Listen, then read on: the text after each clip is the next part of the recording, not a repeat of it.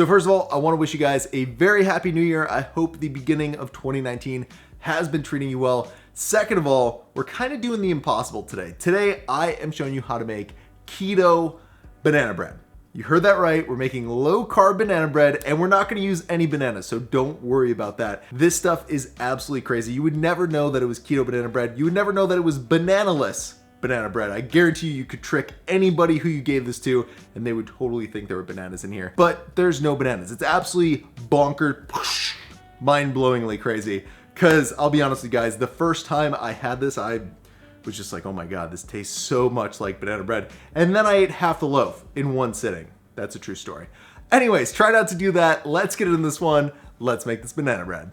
All right, so first things first, we're gonna preheat our oven to 350 degrees. Next, you wanna get out your food scale, a really large bowl, and some almond flour. My personal favorite is the Bob's Red Mill almond flour. And we're gonna add a cup and a half of that stuff to our bowl. That's about 150 grams. Once we've got all of our almond flour added to the bowl, the next thing we're gonna add is a heaping half a cup of some confectioner's erythritol. The reason we're using confectioner's erythritol is because it dissolves so well, guys. You could use the granulated, but I just personally love to use the confectioner's. And the reason why is just because it's so versatile. So that being said, the brand I really like to use is Swerve. It's what I'm using in today's recipe. I use it in pretty much all my recipes. If you wanna pick some of that up, there's a link to grab some in the video description below. So we have to make this banana bread rise a little bit, and to do that we're going to add a half a tablespoon of baking powder to the mix, and then of course we have to spice our banana bread up, so we're going to add a half a teaspoon of ground cinnamon, and then we're all set to give our dry ingredients a solid whisk until they're combined with each other.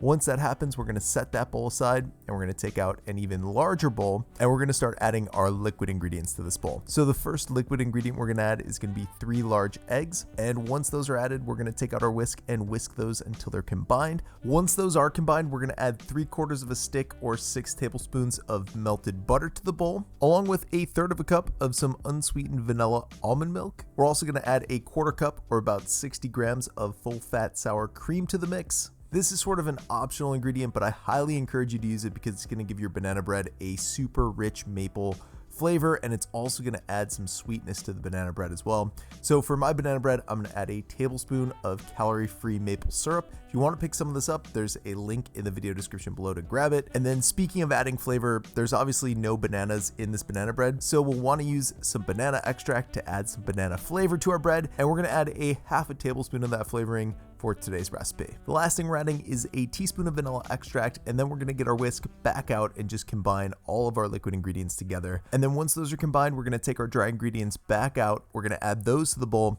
and then we're going to fold the dry ingredients and the liquid ingredients together with a spatula until everything combines and a thick, smooth batter starts to take shape in the bowl. So now at this point, the batter should be looking good, and you'll want to take out a 9x5 bread pan, line it with a little bit of parchment paper. It'll just help get the banana bread out of the pan a lot easier. And then you want to spray that with a little bit of baking spray just to make sure the banana bread doesn't stick to the parchment paper itself. So now at this point, you're all set and ready to add the batter to the pan. And then once all of the batter is added, the next step is sort of an optional step, and that's just using the toppings of your choice. Today I'm going with some walnuts. I'm actually using 1/4 cup of crushed walnuts for the top of my banana bread, but you can add whatever you like to your banana bread, or you can add nothing at all. It's totally your choice. So with that being said, once you've got your banana bread looking how you want it, that's when you want to add it to the stove and bake it for 40 to 45 minutes or until a toothpick comes out clean from the center of the banana bread. And then I recommend letting the banana bread cool completely in the pan itself, and I actually recommend you let it sit overnight. It's really the best way to do this. That's what I did for this banana bread, and check this out, guys. This is what it ended up looking like. How perfect does this banana bread look? So definitely take me up on my advice on letting the loaf cool completely before you eat it. I know it's tough, it's tempting to eat the loaf when it's hot because it smells so good. Your whole house is gonna smell like this delicious banana bread loaf. But if you could just let it set overnight, I know it's tough to do. It does make a world of a difference in terms of the results that you're gonna get with your banana bread. So please take me up on that pro tip, but I definitely understand if you can't wait that long. If you want the full written out recipe with the metric measurements and the macros, you can find that stuff in the video description below. Also down there are links to all the products like the banana extract that I used. You can find all that stuff in the video description below as well. Thank you guys so much for watching. I will see you in the next recipe.